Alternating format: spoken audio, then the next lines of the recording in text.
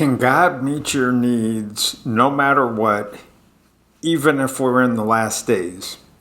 Some of you may say, "Oh, preacher, don't keep taking me to the Bible and keep showing me scriptures. That won't work for me." Well, today, and I don't know, maybe more than one day, I'm going to just take some time and I'm going to give you some testimonies from my life of how this has literally played out and how God has taken care of me again and again. And He will continue to, even in these last days. That's what I'm going to be talking about today.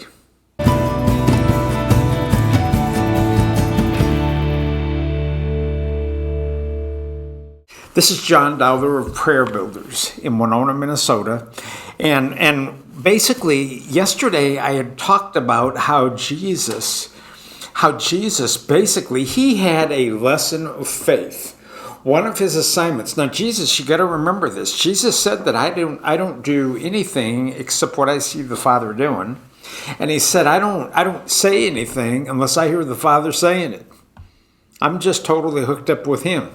So here in Matthew chapter 10, Jesus actually was led by the Father to train His disciples in faith. And this started in Matthew chapter 10, and it ended in Luke chapter 22, just before the Garden of Gethsemane. Jesus told His disciples He was sending them out. Any of their external ministry, whatever they did, He said, "You trust me."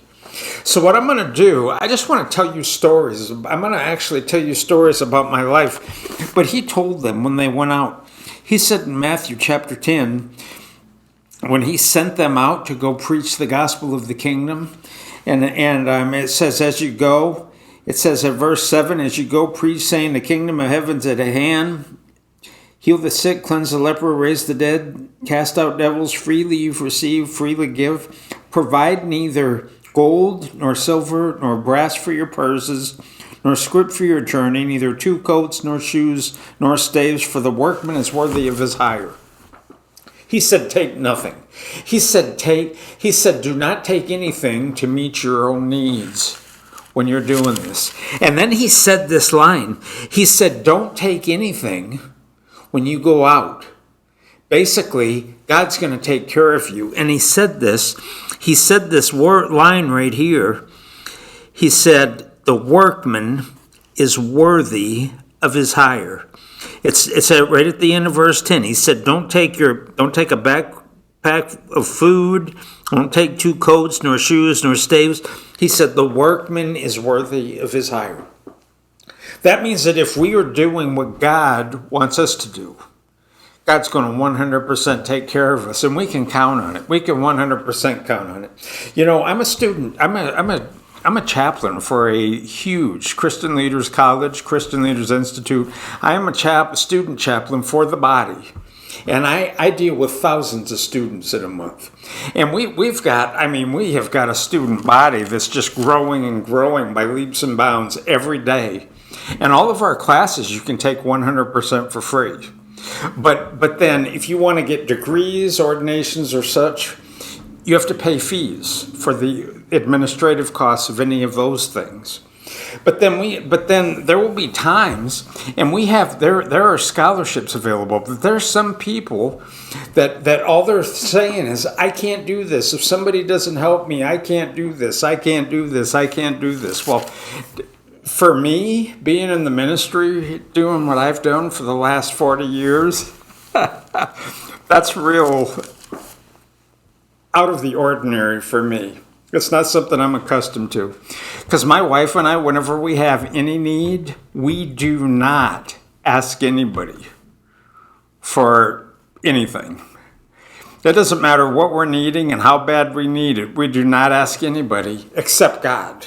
We will totally look to God, and I won't trust Him to meet every need. So I don't sit here saying, if you can't help me, I can't do this. Because whatever it is God's calling me to do, I totally look to Him, and where God guides, He provides. Just like what Jesus said here. He says, the workman is worthy of his hire. And that's what we're supposed to be doing. Our trust has to be in God. If you're looking for people to meet your needs, that is not enough faith for the last days. Okay? Not enough. It won't work. We need to have our faith and trust in Him. And you only get faith by hearing the Word of God. You've got to go in here and you've got to get persuaded of what, because these are promises.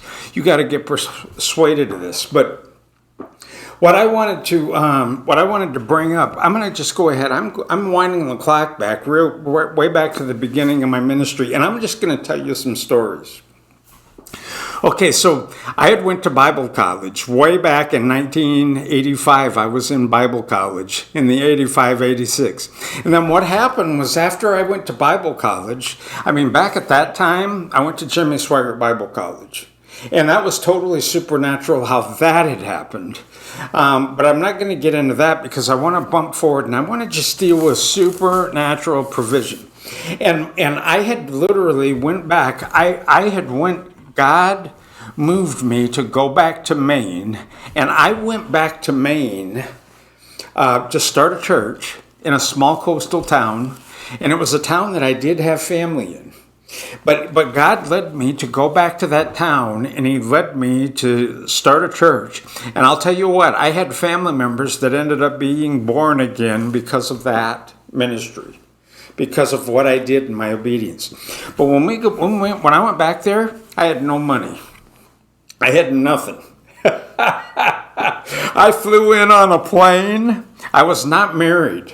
From that point right there, before Anita and I got married, we had only seen each other 13 months, or not 13 months, we had only seen each other 2 weeks in the prior 13 months before we said I do. When she came to Maine, we literally, after she got off the plane, in about an hour and 15 minutes, we were saying I do.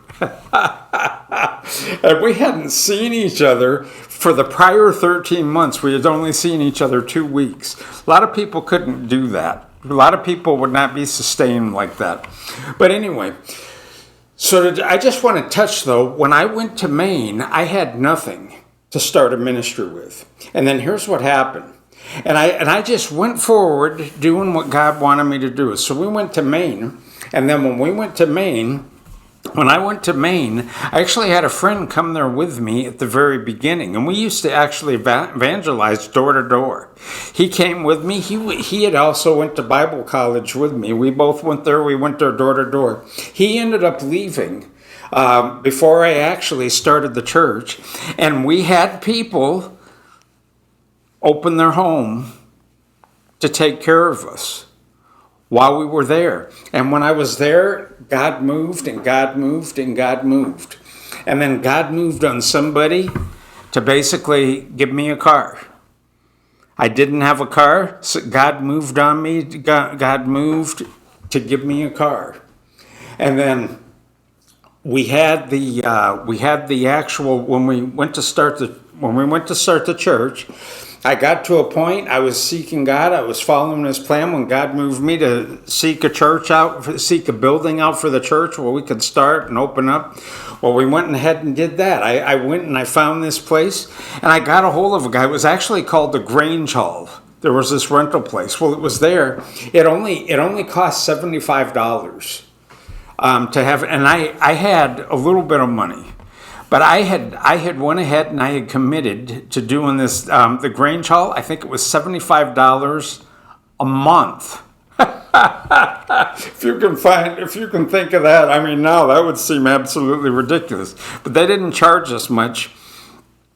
And that place was really old. It was really kind of old. There were parts of it that was kind of run down. But then this is what happened. So I ended up looking over this whole little town. We found a place where we could rent $75 a month. And I don't think he made me pay him. I think he basically, the guy that rented it to me, he didn't make me pay him until we had our first service. So then I was thinking, okay, well then there was a local radio station. And I was thinking, well, we're going to start this up. We got to get this thing going. I don't know who's going to show up. I don't even know that anyone's going to show up. And then this guy on the radio, there was a radio station, and he had a talk show in the morning, a local talk show. Well, what I did was I reached out to the radio station, and the guy said, hey, he says, why don't you, I was telling him, I just want to, is there any way we can have like a public service announcement or something announcing that we are starting a church? And I got out of Bible college, I came to this town and I'm starting a church up, and this is where we're going to be meeting. He says, well, hey, I'll do even better than that. He says, why don't you we'll set up a time. You come in here, I'll interview you, and I will put your interview on the morning show. So we went ahead and did that. And I went in and I got interviewed, and he recorded that, and then that ended up going on the morning show. And that was going around all of southeastern Maine. And then, while that happened, I had also reached out to the local newspaper, the Machias Valley newspaper. I reached out to them and I said, could you do me just an announcement, little article? And there was a picture, they took a picture of me, and then they just basically, it said, the article was literally titled, Feed My Sheep. Because when the call of God came on me to come back there and start that, I literally had a vision. And and it was the first time I directly heard God speaking to me. And he said, feed my sheep. He said, feed my lambs. He said, tend my sheep, feed my sheep. And then I literally saw a vision. Well, so this newspaper was going to put an article out telling about the upcoming Sunday that we were going to have. And there was a picture of my face, and then it says, feed my sheep underneath it. So then here's what's going on. God provided me with a free radio interview that was reaching southeast Minnesota. He provided me the building, and the guy didn't make me pay until we did our first thing, because I told him, I said, our money's going to be coming from these offerings, because I didn't have anything. And so this all went on, and all this came out the week before the Sunday that we were going to meet. Now, I'm saying all this because Jesus sent us disciples saying, don't take anything with you. Don't have anything. Now, back at this time, I didn't have these revelations out of the scriptures. But the workman is worthy of his hire. God's going to take care of you when you're doing what he wants you to do. So you can be in a position where you have nothing, and God will do it. So anyway, we were about halfway through that week, and where I was staying, all of a sudden someone gave us, before that Sunday, we were approaching that Sunday, and somebody got a hold of where I was staying. And I answer the phone, and they say, is this John Dowler? And I said, yes. And I said, are you the guy that was in the newspaper that it says there was an article saying feed my sheep? And I said, yes. And this guy, his name was Tommy. This guy said, well, we saw your article, and we heard you on the radio, and we heard that you're going to be having meetings in the Machias Grange Hall this coming Sunday, and you're going to basically have church services in there. And I said, yeah, that's what we're doing. We're going to have church services in there. He said, well, this is amazing. He said, you're just almost not going to believe this. He said, we were an Assembly of God church that was meeting in the Grange Hall, and last Sunday was our last Sunday. And I didn't know that. But he said last Sunday was our last Sunday. And he said when that happened, we had actually prayed in that service, and we were basically closing our church down. And we basically prayed and said, Lord, whatever's going on here, we don't have a pastor, and we're praying, Lord, that you will send somebody to this town to feed your sheep. And that was their prayer. And then a couple days into the week, the newspaper come out. They open up the newspaper and they see my smiling face. And they see this article that says, feed my sheep. In the Grange Hall, in the same place where they had met the Sunday before and asked for it. And then he said this. He said, there is a closet in that main room, and we haven't pulled anything out of there.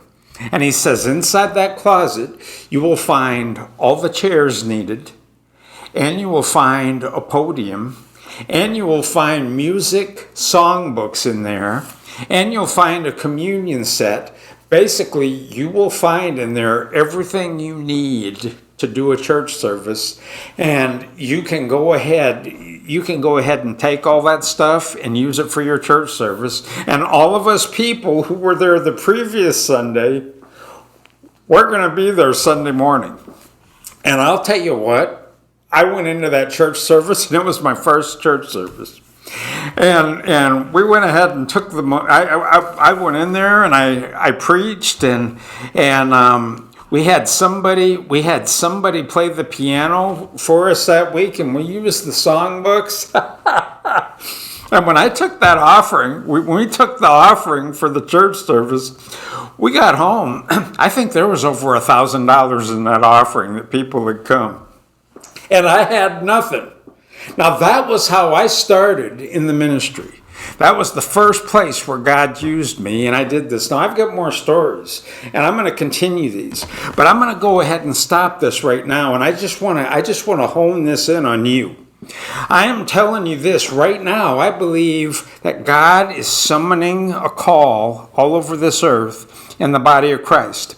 And right now, there is a defining line that you want to be on the right side of it. You need to be a person that is trusting God, and you need to be willing to trust God when you have, even if you had nothing. And you may even need, there may be something that you've got in your power to go do or to go get right now. And God may just be challenging you not to pay for it with your own money. And you ask Him for it, and you stand on His word, and you allow Him to provide that thing for you. And start using your faith. If you need to, I don't know, some of you, whatever it was you was wanting to trust, maybe you need to sow a seed. And I'll tell you what, that one of the best ways, through my whole life, my wife and I have never withheld when God was moving us to give.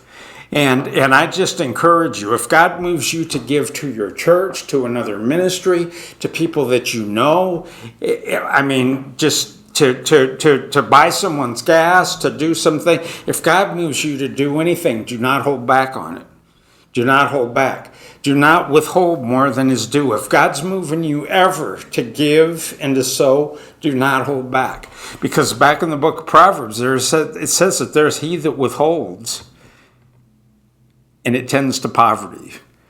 Whenever we are willing to give and we're willing to sow and we're willing to be a blessing, it's never gonna not work out for you. Jesus said, whatever you want men to do to you, do likewise. And that's what I love men doing to me. I love it when men show up and whatever it is I'm believing God for. Because see, that money, it ain't up in heaven. It's down here. It's down here. The money ain't up in heaven. If heaven started printing dollar bills, that would be counterfeit. It's all down here. And God moves people to give. That's why Jesus said, give and it shall be given unto you. Good measure, pressed down, shaken together, and running over shall man give to your bosoms. And my wife and I have always been willing to do this. When God moves on us, and we are usually pretty quick to give, and we've sometimes been pretty severe in our giving, and by that I mean we have given in extreme circumstances where there's been quite a few times we gave our last at the Lord's leading, trusting Him, and we had the faith to do that because we always knew. I've been in a position where I didn't have anything. And God's met my need again and again. Well, tomorrow when we pick back up again, let's talk some more testimonies. And when I say these, I'm not saying these to brag about what's happened and what God's done in our lives. But back in the book of Revelation, it says that we overcome Satan and his kingdom by the blood of the Lamb and by the word of our testimonies. And hopefully these testimonies are going to encourage you.